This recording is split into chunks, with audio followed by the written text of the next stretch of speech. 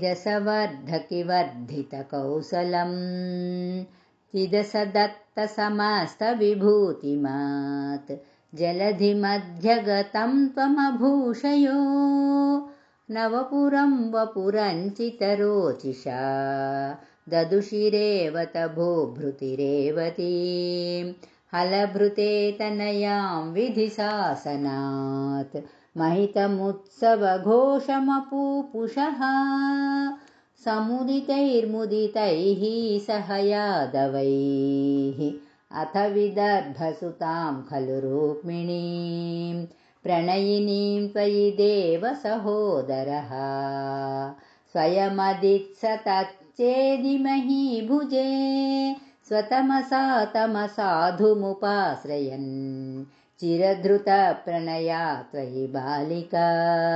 सपदि काङ्क्षितभङ्गसमाकुला तव निवेदयितुं द्विजमादिशत् स्वकदनं कदनङ्गविनिर्मितं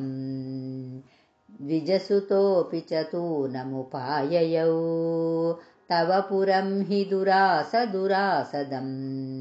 मुदमवाप च सादरपूजितः सा भवतापहृता स्वयं स च भवन्तमवोचत कुण्डिने नृपसुता खलु राजति रुक्मिणीं त्वयि समुत्सकया निजधीरतारहितया प्रहितोऽस्म्यहम् तव हृतास्मि पुरैव गुणैरहं हरति मां किल चेदि नृपोऽधुना अयि कृपालय पालय मामिति प्रजगदे जगदेकपते तया असरणां यदि मां त्वमुपेक्षसे सपति जीवितमेव जहाम्यहम् इति गिरासुतनोरतनोद् भृशं सुहृदयं तव कातरम् अकथयस्त्वमथैनमये सखे तदधिका मम मन्मथ वेदना सृपसमक्षमुपेत्य हराम्यहं तदयी तां दयितामसि ते क्षणां प्रमुदितेन च तेन समं तदा रथगतो लघुकुण्डिनमेयिवान् गुरुमरुत्पुरनायक मे भवान् वितनुतां तनुतामखिलापदाम्।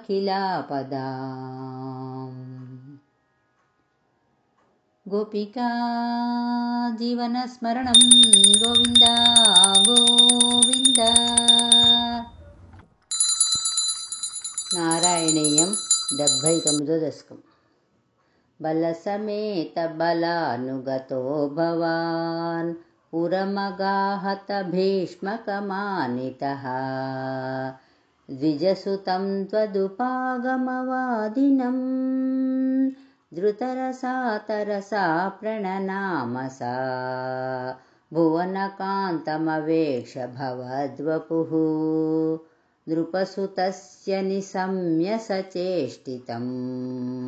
विपुलखेदजुषां पुरवासिनां सरुदितैरुदितैरगमन्निशा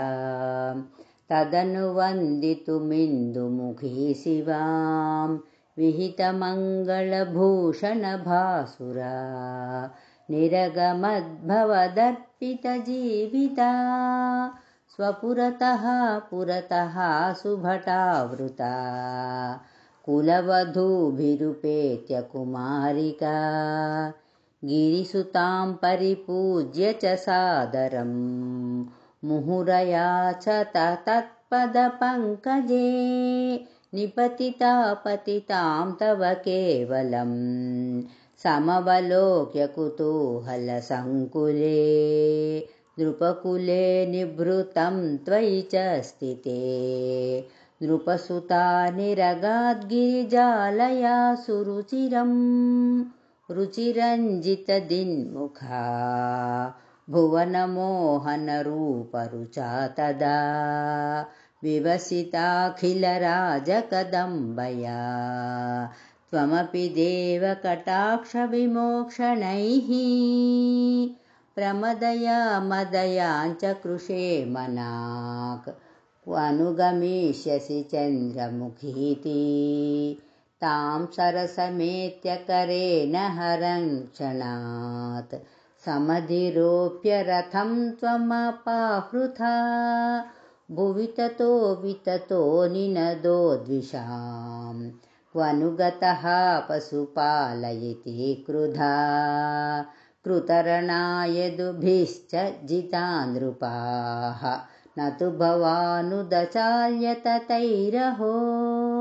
विशुनकैः शुनकैरिव केसरी तदनु रुक्मिणमागतमाहवे वधमुपेक्ष्य निबध्य विरूपयन् हृतमदं परिमुच्य बलोक्तिभिः पुरमया रमया सह कान्तया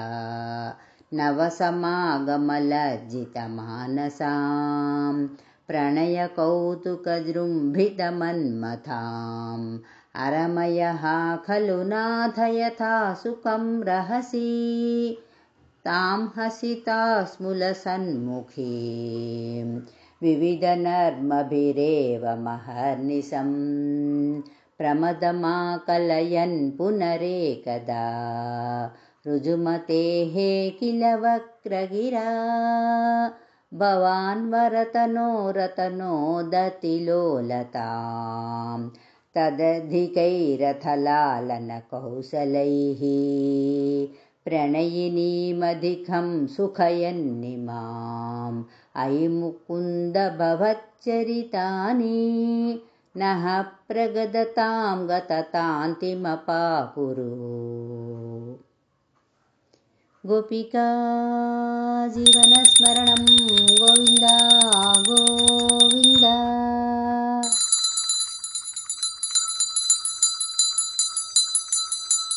कल्याणतरङ्गम्।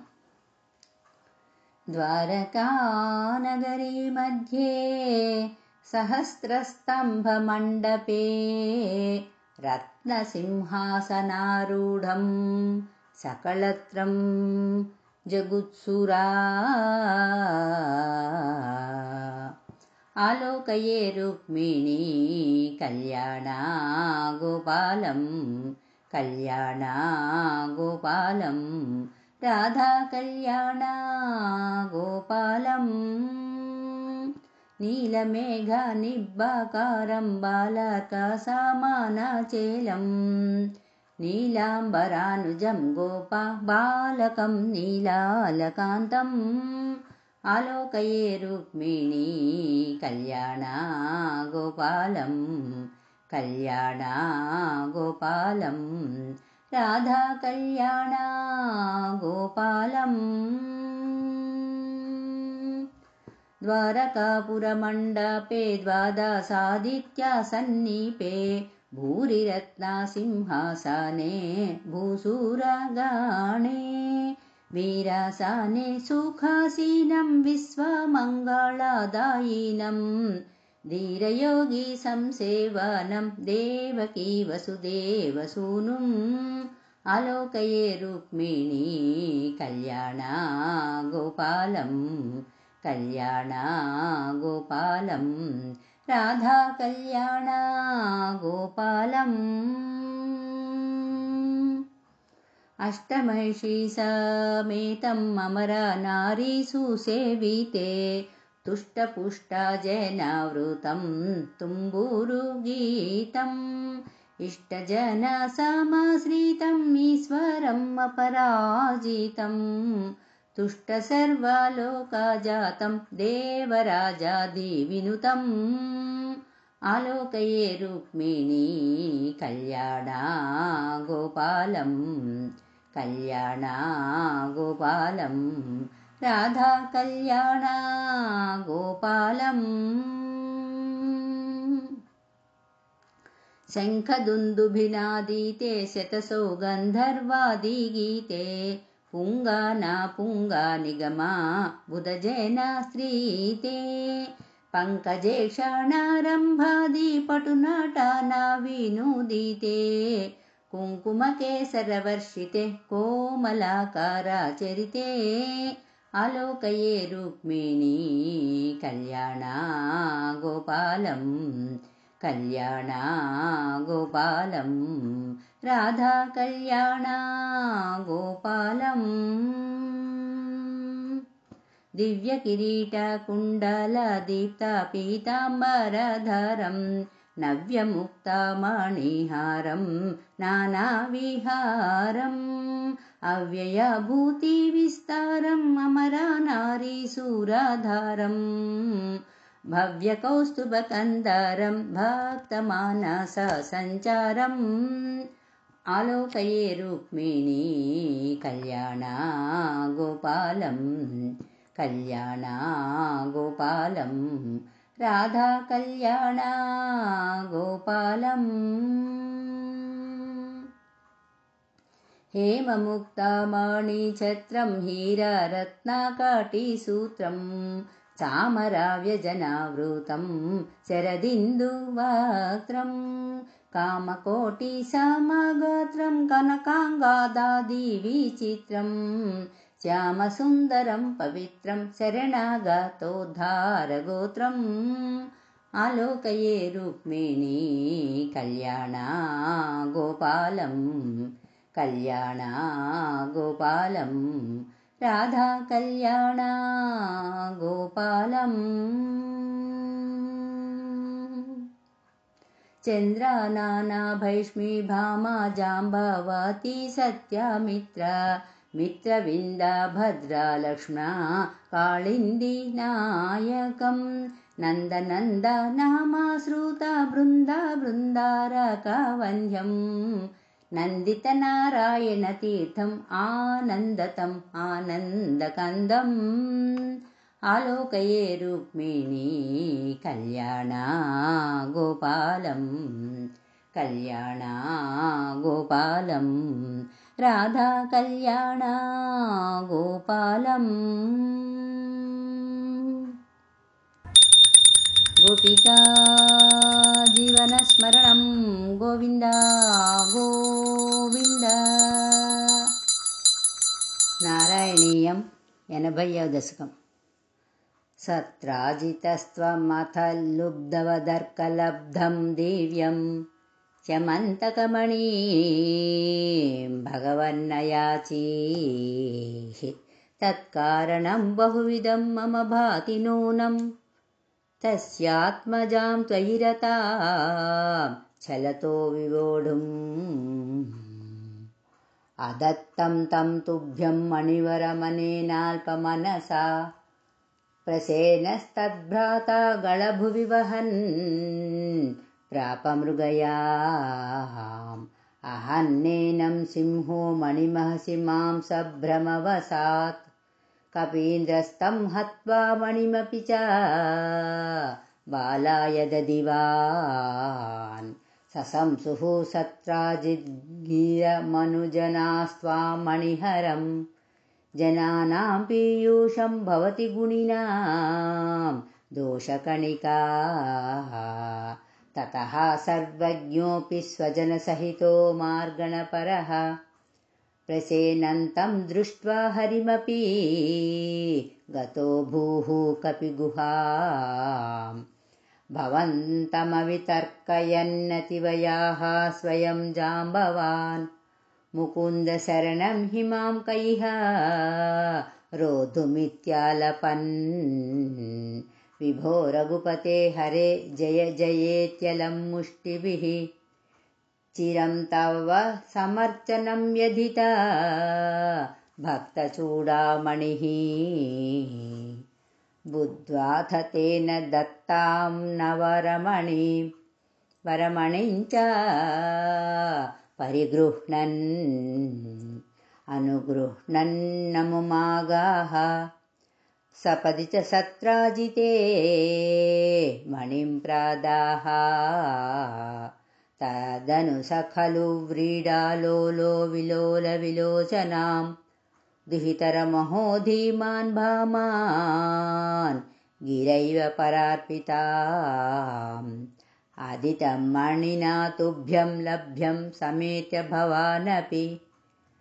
प्रमुदितमनास्तस्मै प्रादान्मणिं गहनाशयः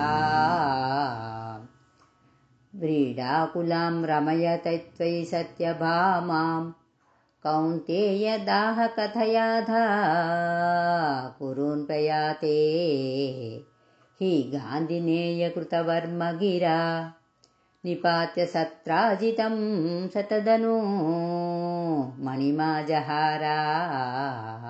शोकात् कुरूनपगतामवलोक्य कान्तां हत्वा द्रुतं शतधनुं समहर्षयस्तां रत्ने सशङ्क इव मैथिलगेहमेत्य रामो गदां समशिशिक्षता धार्तराष्ट्रम् अक्रूर एष भगवन् भवदिच्छयैव सत्राजितः कुचरितस्य युयोज हिंसाम् अक्रूरतो मणिमना हृतवान् पुनस्त्वं तस्यै एव भूतिमुपधातुमिति ब्रुवन्ति भक्तस्त्वयि स्थिरतरः स हि गान्धिनेयः तस्यैव का पथमतिः कथमे स जाता विज्ञानवान् प्रशमवानहमित्युदीर्णं गर्वं ध्रुवं समयितुं भवता कृतैव यातं भयेन कृतवर्मयुतं पुनस्तं आहूय तद्विनिहितं च मणिं प्रकाश्य तत्रैव सुवृतधरे विनिधाय तुष्यन् भामाकुचान्तरसयः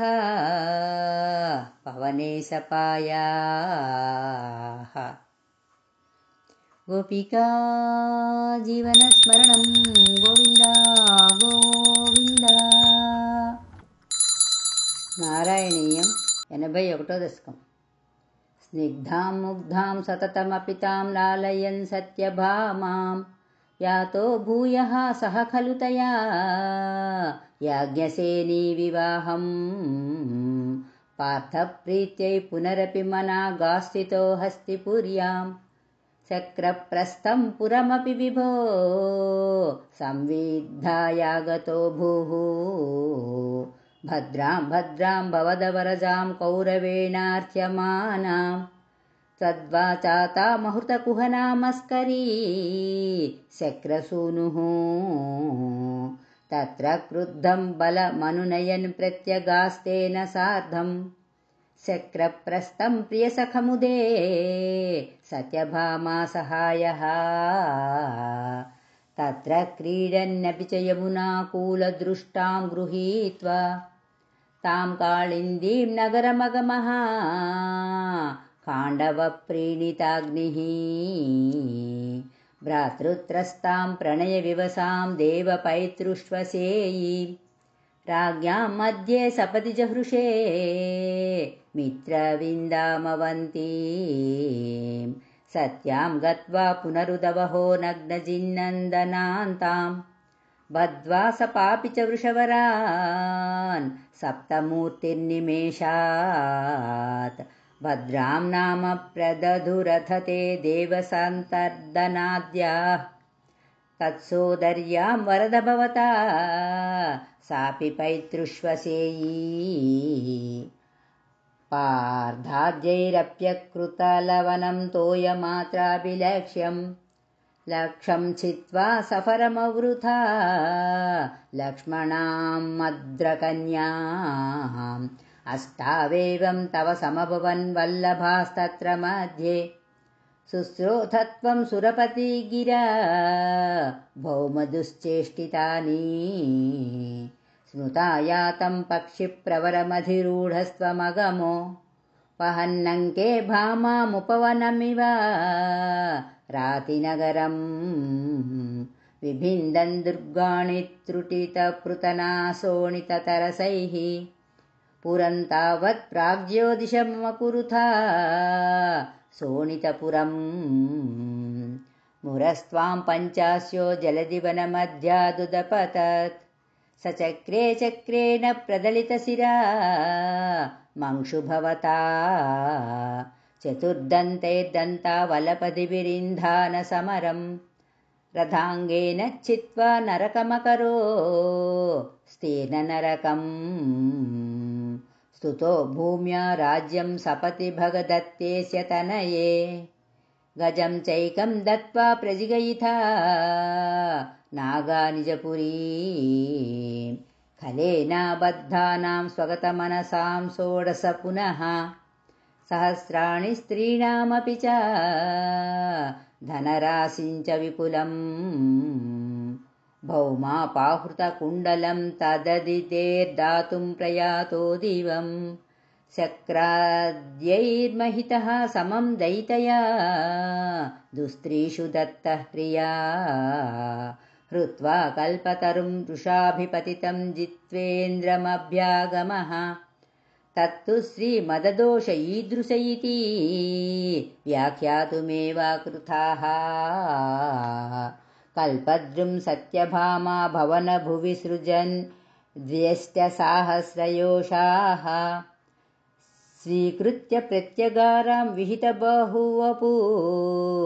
आलयन् केलिभेदैः आश्चर्यान्नारदालोकितविविधगतिः तत्र तत्रापि गेहे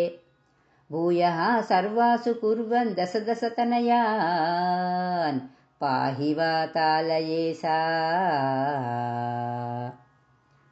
गोपिका जीवनस्मरणं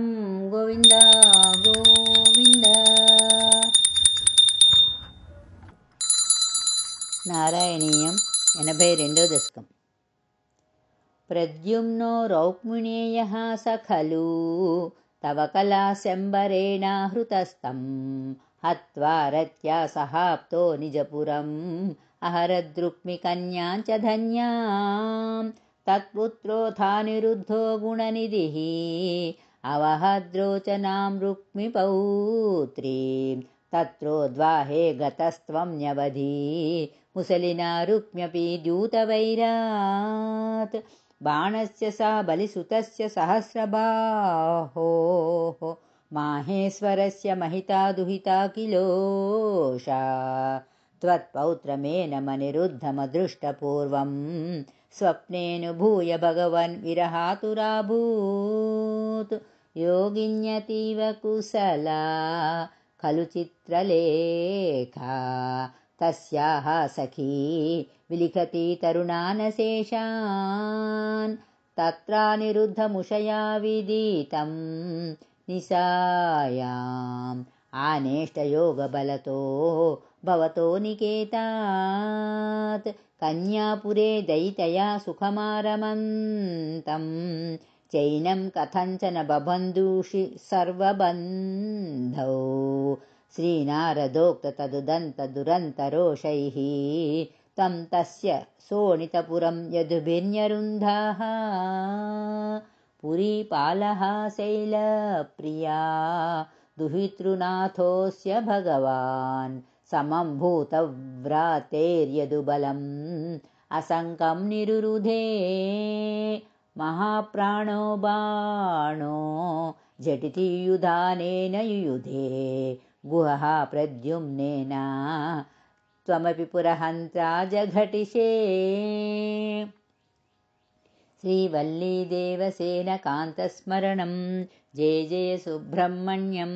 श्रीवल्लीदेवसेनकान्तस्मरणं जय जय सुब्रह्मण्यं श्रीवल्लीदेवसेनकान्तस्मरणं जय जय सुब्रह्मण्यं निरुद्धा शेषास्त्रे मुमुहुषी तवास्त्रेण गिरिशे धृता भूता भीताः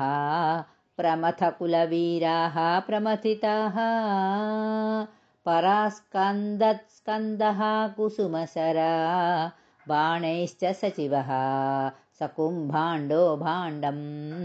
नवमिव बलेनासु बिबिधे चापानां पञ्चसत्या प्रसभमुपगते चिन्नचापेथ बाणे व्यर्थे याते समेतो ज्वरपतिः असनैरज्वरित्वज्वरेण यानि स्तुत्वाथ दत्त्वा तव चरितजुषां विज्वरं सज्वरोगात् प्रायोऽन्तर्ज्ञानवन्तोऽपि च बहुतमसा रौद्रचेष्टा हि रौद्राः बाणं नानायुधोग्रं पुनरभिपतितं दर्पदोषाद्वितन्वन् निर्लूनाशेषदोषं सपदि बुबुदुषा शङ्करेणोपगीतः तद्वाचा शिष्टबाहुद्वितयम् उभयतो निर्भयं तत्प्रियं तं मुक्त्वा तद्दत्तमानो निजपुरमगमा सा निरुद्धः सहोषः मुहुस्तावच्चक्रं वरुणमजयो नन्दहरणे यमं बालानीतौ दवदहनपाने निलसखं विधिं वित्सस्ते ये गिरिसमिह बाणस्य समरे विभो विश्वोत्कर्षी तदयमवतारो जेति ते द्विजरुषा कृकला सवपुर्धरं नृगनृपं त्रिदिवालयमापयन् निजजने द्विजभक्तिमनुत्तमाम् उपदिशन् परमेश्वर पाहि माम्। गोपिका जीवनस्मरणं गोविन्द गोविन्द। नारायणीयं 83వ దశకం। रामेथ गोकुलगते प्रमदाप्रसक्ते हूतानुपेतयमुनादमने मदान्धे स्वैरं समारमतिसेवकवादमूढो दूतं न्ययुङ्क्ततव पौण्ड्रकवासुदेवः नारायणोऽहम् अवतीर्ण इहास्मि भूमौ धत्से किल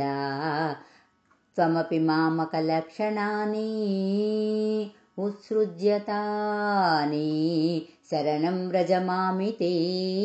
त्वां दूतो जगाद सकलैर्हसितः सभायां दूतयातवति यादवसैनिकैस्त्वं यातो ददर्शितवपुः किल पौण्ड्रकीयं तापेन वक्षसि कृताङ्कमनल्पमूल्यश्रीकौस्तुभं मकरकुण्डलपीतचेलं कालायसं निजसुदर्शनमस्यतोऽस्य कालानलोत्करकिरेण सुदर्शनेन शीर्षं चकर्तिथा अमर्दितचास्य सेनां तन्मित्रकाशिपशिरोऽपि चकर्थकास्यां जाड्येन बालकगिरापि किलाहमेव श्रीवासुदेव इति रूढमतिश्चिरं सः सायुज्यमेव भवदैक्यधिया गतोऽभूत् को नाम कस्य सुकृतं कथमित्यवेयात् काशीश्वरस्य तनयोऽथ सुदक्षिणाख्यः सर्वं प्रपूज्य भवते विहिताभिचारः कृत्यानलं कमपि बाणरणातिभीतैः भूतैः कथञ्चन वृतैः सममभ्यमुञ्चात् तालप्रमाणचरणाम् अखिलं दहन्तीं कृत्यां विलोक्य चकितैः कथितोऽपि पौरैः द्यूतोत्सवे किमपि नो चलितो विभो त्वं पार्श्वस्थमासु विससर्जिता कालचक्रम् अभ्यापतत्यमितधाम्नि भवन्महास्त्रे हाहेति विद्रुतवती खलु घोरकृत्या रोषासु दक्षिणचेष्टितं तं पुप्लोषा चक्रमपि काशीपुरीमधाक्षीत् स खलु द्विविधो रक्षोघाते कृतोपकृतिः पुरा तव तु कलया मृत्युं प्राप्तुं तदा खलतां गतः नरकसचिवो देशक्लेशं सृजन्